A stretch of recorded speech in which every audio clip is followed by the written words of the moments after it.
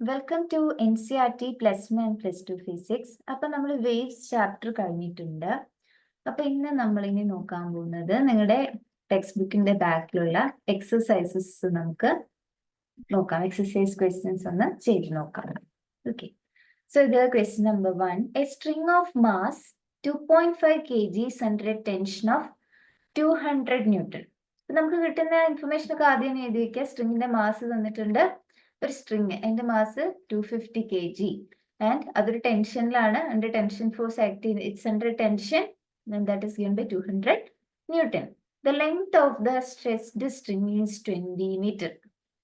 ആ stressed സ്ട്രിങ്ങിന്റെ length തന്നിട്ടുണ്ട്, that is L is 20 meter. If the transverse jerk is struck at one end of the string, how long does the disturbance take to reach the other end? അത് ഒരു disturbance ഒരു എൻഡിൽ നിന്നും മറ്റൊരു എൻഡിലേക്ക് travel ചെയ്യാനായിട്ട് എടുക്കുന്ന time എത്രയാണ്? അതൊരു വേവ് ഒരറ്റത്തിൽ നിന്ന്, ആ സ്ട്രിങ്ങിന്റെ ഒരറ്റത്ത് നിന്ന് മറ്റൊരു എൻഡിലേക്ക് ട്രാവൽ ചെയ്യാൻ എടുക്കുന്ന സമയം, അതാണ് നമുക്ക് ചോദിച്ചിരിക്കുന്നത്. അപ്പൊ എപ്പോഴും നമുക്ക് അറിയാവുന്ന ഒരു ഇക്വേഷൻ, ഇത് വളരെ സിമ്പിൾ ആയിട്ട് ഈസി ആയിട്ട് നമുക്ക് പ്രോബ്ലം അപ്രോച്ച് ചെയ്യാം. ഫോർമുലാസ് പഠിച്ചു വെക്കുക. Velocity of transverse wave in string എന്ന് പറയുന്നത്, ഇത് നമുക്ക് അറിയാവുന്ന ഒരു ഇക്വേഷൻ ആണ്. V is equal to root of T by mu, where this mu is m by mass per length. കാര്യം നമ്മളോട് ചോദിക്കുന്ന സമയമാണ്. And you know velocity is equal to displacement divided by time, distance divided by time. അപ്പൊ ഇതിൻ്റെ അകത്ത് നമുക്ക് ടൈമിനെ എങ്ങനെ എഴുതാൻ സാധിക്കും? Time is equal to distance by velocity. Distance by velocity എഴുതിയാൽ പോരെ. അപ്പൊ അതിനുവേണ്ടി നമുക്ക് ഡിസ്റ്റൻസ് എന്ന് പറയുന്നത് ഇവിടുത്തെ എന്താണ്, ലെങ്ത് ആണ്. സ്ട്രിങ്ങിന്റെ ലെങ്തിലാണല്ലോ വേവ് ട്രാവലിംഗ്. സോ ഡിസ്റ്റൻസ് എന്ന് പറയുന്ന സ്ട്രിങ്ങിന്റെ ലെങ്ത് ആണ് ബൈ ഈ വി കാണണം, വെലോസിറ്റി ആണ്. അതിനാണ് നമുക്ക് വി ഹാവ് ദിസ് ഇക്വേഷൻ. അതിൻ്റെ മ്യൂ എന്ന് പറഞ്ഞാൽ മാസ് പെർ ലെങ്ത്. അതൊക്കെ നമുക്ക് ഓൾറെഡി തന്നിട്ടുണ്ട്. Mass per length, mu is equal to mass per length. Mass എന്ന് പറഞ്ഞാൽ 2.5 kg and length is 20 meter. അപ്പോൾ ഇത് ചെയ്യുമ്പം you will get 0.125 kg per meter എന്ന് വരും. സോ ഇതിൻ്റെ നമുക്ക് വെലോസിറ്റി കാണാം, root of T by mu. T already തന്നിട്ടുണ്ട്, 200 എന്ന് തന്നിട്ടുണ്ട്, ഡിവൈഡഡ് ബൈ മ്യൂ എന്ന് പറയുന്നത് ഇപ്പൊ കിട്ടി 0.125 ആയിരുന്നു. This will give you 40 meter per second. അപ്പൊ നമുക്ക് ടൈം കണ്ടുപിടിക്കാൻ L by V, length of the string എന്ന് പറഞ്ഞാൽ 20, so divided by the velocity is 40. അപ്പൊ ഇത് ചെയ്യുമ്പോൾ 0.5 seconds എന്ന് കിട്ടും. 0.5 seconds. Okay, so that's the first problem. നമുക്ക് നെക്സ്റ്റ് പ്രോബ്ലം നോക്കാം. നെക്സ്റ്റ് പ്രോബ്ലം നോക്കൂ.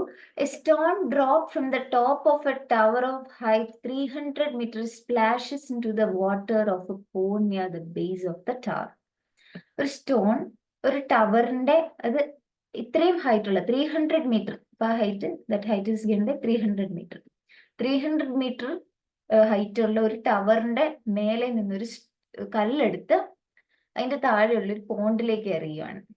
When is the splash heard at the top, given that speed of sound in air is 340 meter per second?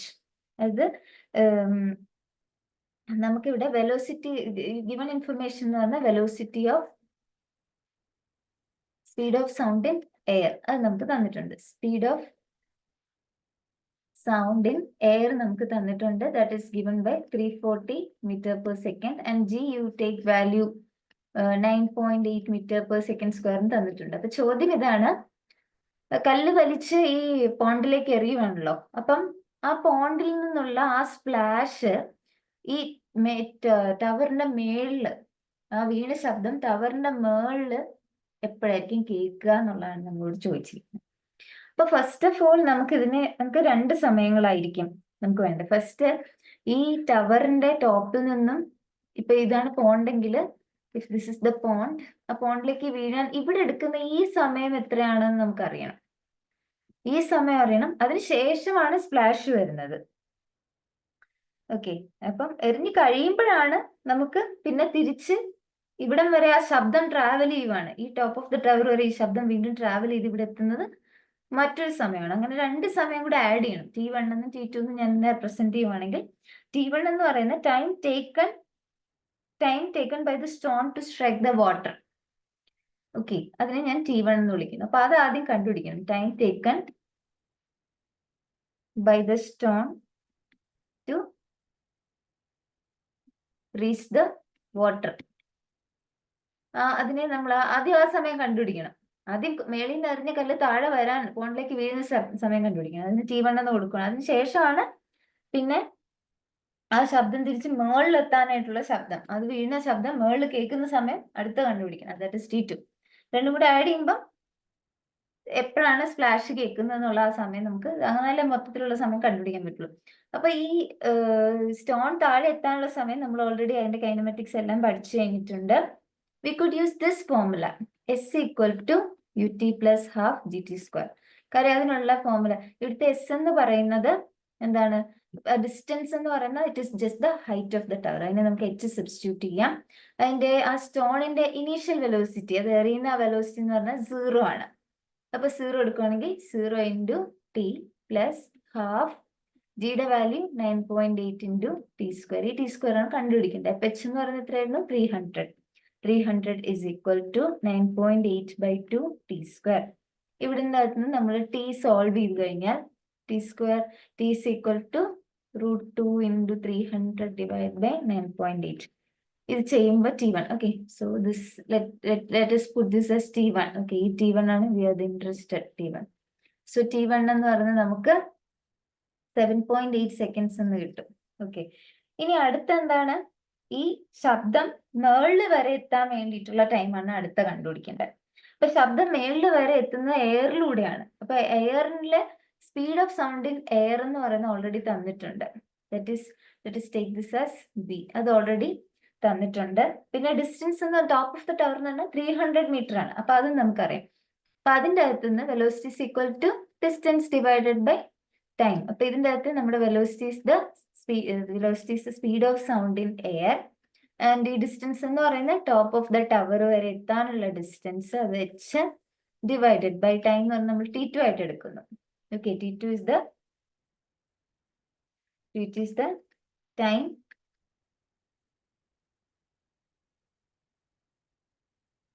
taken by the sound to reach the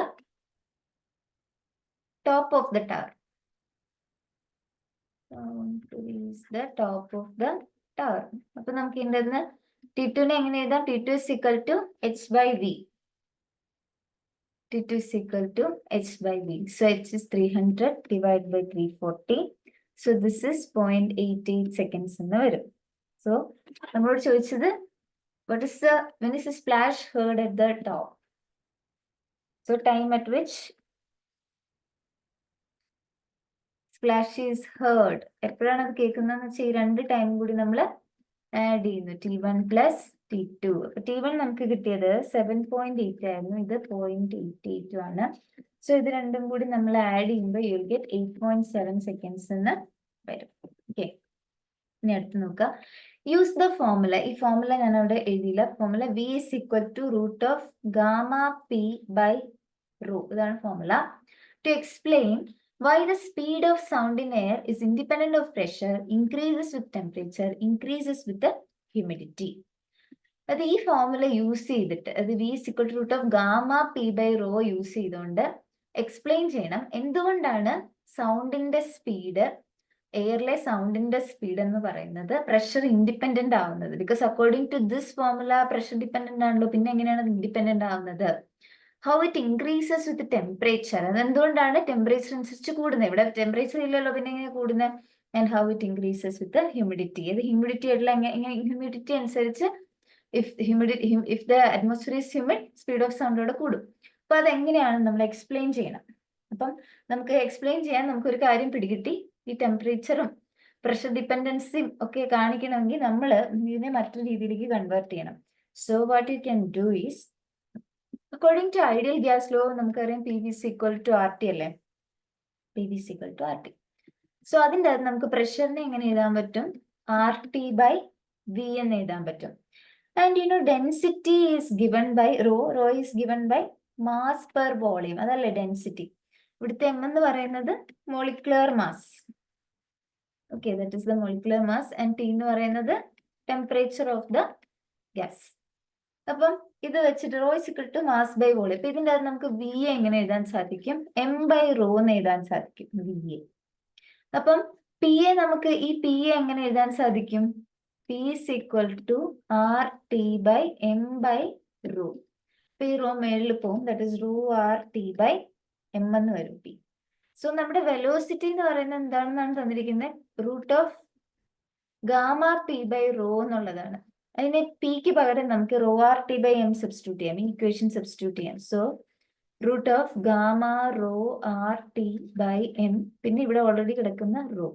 അപ്പൊ ഇതും cancel ആയിട്ട് we would get V is equal to root of gamma R T divided by M എന്ന് വരും.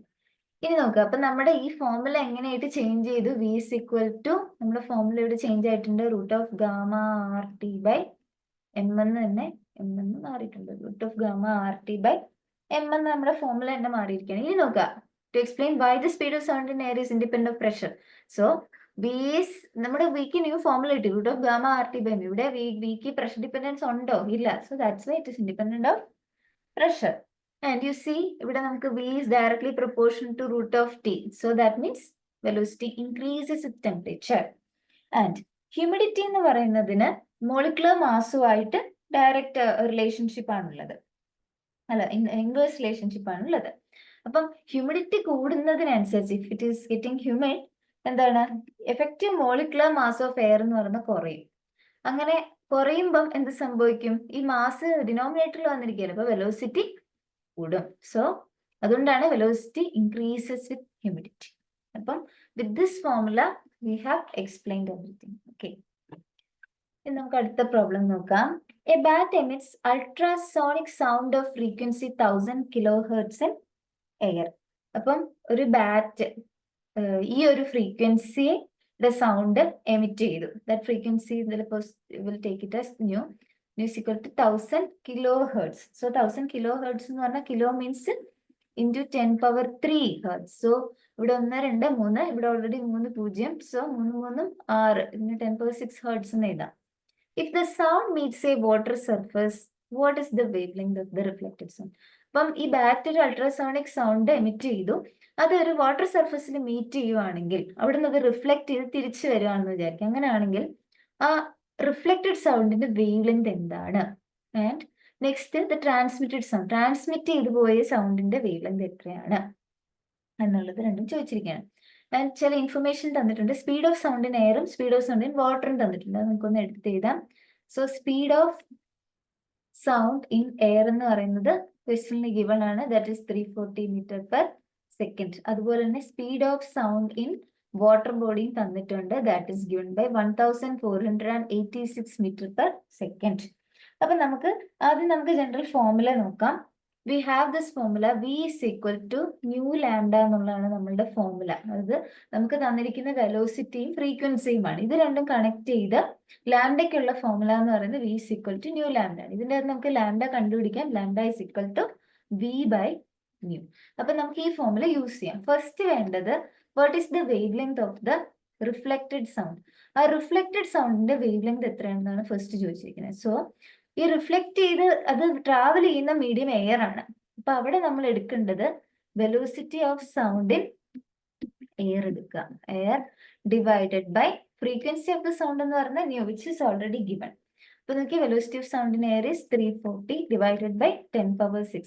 അപ്പൊ ഇത് ചെയ്യുമ്പോൾ U will get 3.4 × 10⁻⁻4 metre. ഇനി അടുത്ത് ചോദിച്ചിരിക്കുന്നത് what is wavelength of the transmitted sound. So we need to find out lambda transmitted. ഇനി ഈ സൗണ്ട് ട്രാൻസ്മിറ്റ് ചെയ്യാൻ പോകുന്ന മീഡിയം എന്ന് പറയുന്നത്, ഇനി സൗണ്ട് ട്രാവൽ ചെയ്യാൻ പോകുന്നത് വെള്ളത്തിലൂടെയാണ്. അപ്പൊ അവിടുത്തെ നമ്മൾ കൺസിഡർ ചെയ്യേണ്ടത് ആ വെലോസിറ്റി എന്ന് പറഞ്ഞാൽ velocity of sound in water consider ചെയ്യണം, ഡിവൈഡഡ് ബൈ ഫ്രീക്വൻസിക്ക് മാറ്റമൊന്നുമില്ല, that is nu. So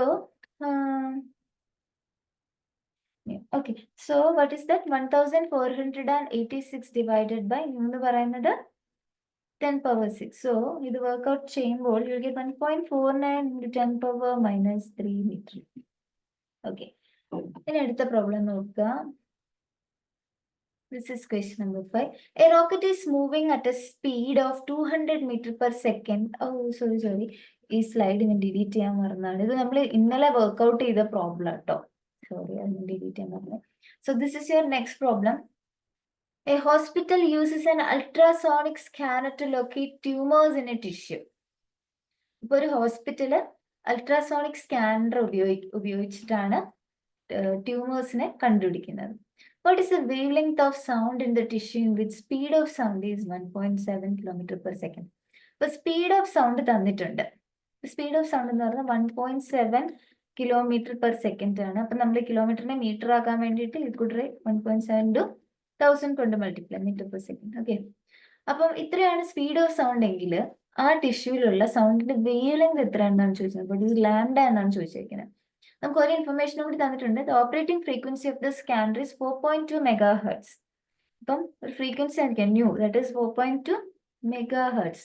mega means 10⁻⁶. 4.2 into 10⁻⁶ hertz. അപ്പം നമുക്കറിയാം വിയും ന്യൂ ഉണ്ടെങ്കിൽ നമുക്ക് lambda is given by V by nu. So V is 1.7 into 10⁻3 divided by 4.2 into 10⁻⁶. അപ്പോൾ ഇത് ചെയ്യുമ്പോൾ you get 4.1 into 10⁻⁻4 meter. Okay, ഇനി നമുക്ക് next set of problems next വീഡിയോയിൽ ചെയ്യാം. So thank you.